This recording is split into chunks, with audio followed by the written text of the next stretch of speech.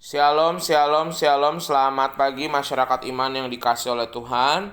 Hari ini Tuhan memanggil kita untuk menjalani kehidupan kita. Dan ketika Tuhan bangunkan kita di pagi hari ini, kita mau menjalaninya juga dengan baik. Ketika kita mau ikut Tuhan, maka ikutlah Tuhan. Dengar sabdanya, jangan salah jalan.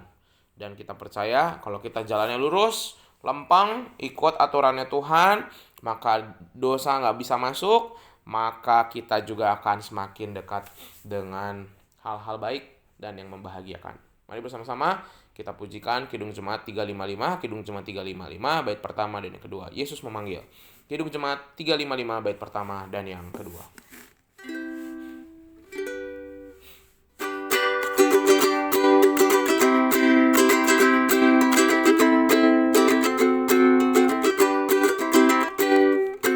Yesus memanggil, mari segera ikutlah jalan selamat bapa. Jangan sesat dengar sabdanya. Hai, marilah segera. Sungguh nanti kita akan senang, bebas dosa, hati pun tentram. Bersama Yesus dalam terang, di rumah yang kekal.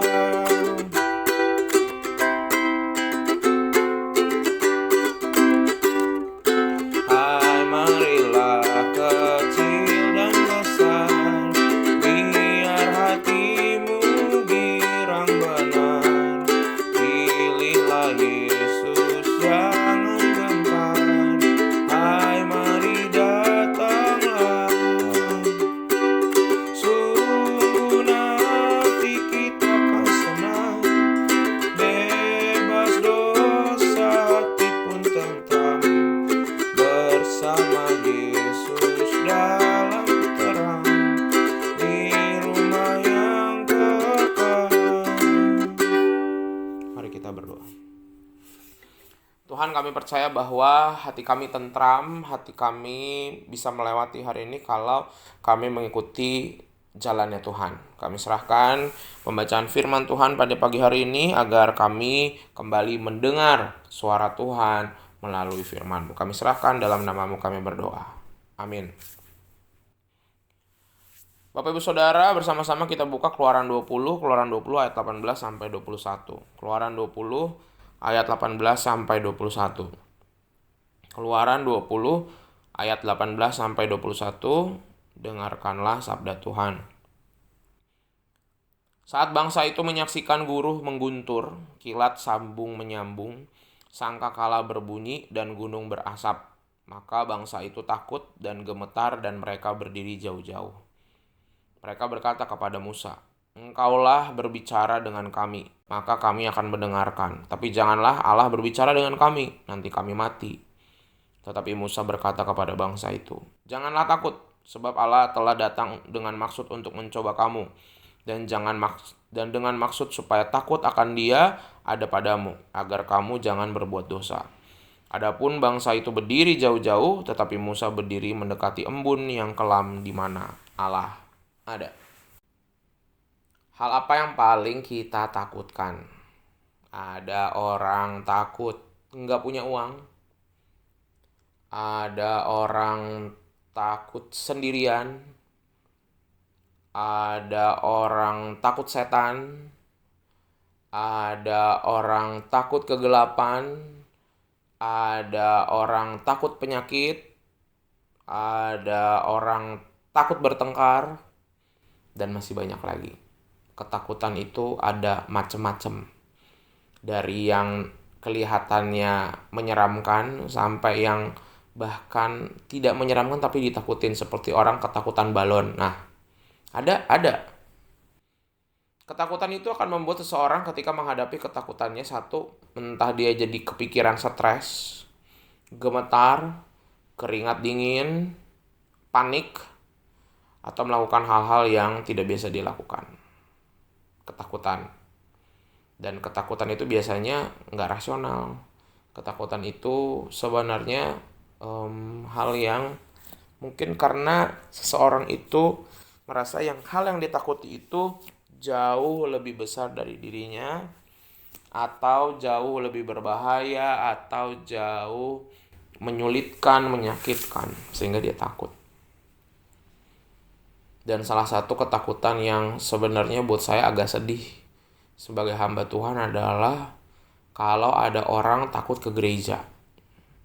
Ada orang mungkin pernah berbuat dosa, entah mungkin lama nggak ke gereja, kemudian ketika diajak ke gereja, takut ke gereja. Alasannya, saya belum bersih, saya banyak dosanya, malu ke gereja. Itu sama seperti orang yang, aduh saya nggak mau ke kamar mandi, saya masih kotor. Kan lucu ya, orang kan justru ke kamar mandi biar bersih.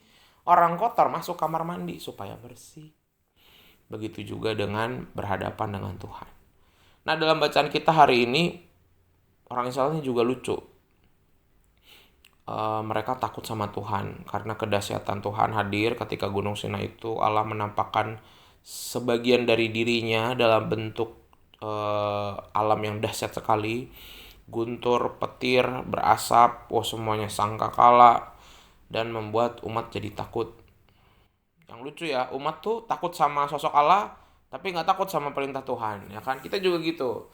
Kalau udah dimunculkan tanda-tanda ajaib, misalnya kita sakit, misalnya masalah kita besar, baru kita berserah. Tapi giliran kita di hadapan dosa, lupa sama ketakutan tadi.